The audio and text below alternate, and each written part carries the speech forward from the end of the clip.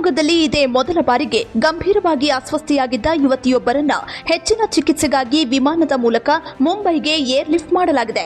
ಮೆದುಳು ಜ್ವರದಿಂದ ಬಳಲುತ್ತಿದ್ದ 22 ವರ್ಷದ ಮಾನ್ಯ ಅವರನ್ನ ಶಿವಮೊಗ್ಗದ ಖಾಸಗಿ ಆಸ್ಪತ್ರೆಯಿಂದ ಮುಂಬೈನ ರಿಲಯನ್ಸ್ ಆಸ್ಪತ್ರೆಗೆ ವಿಶೇಷ ವಿಮಾನದ ಮೂಲಕ ಕಳುಹಿಸಿಕೊಡಲಾಯಿತು.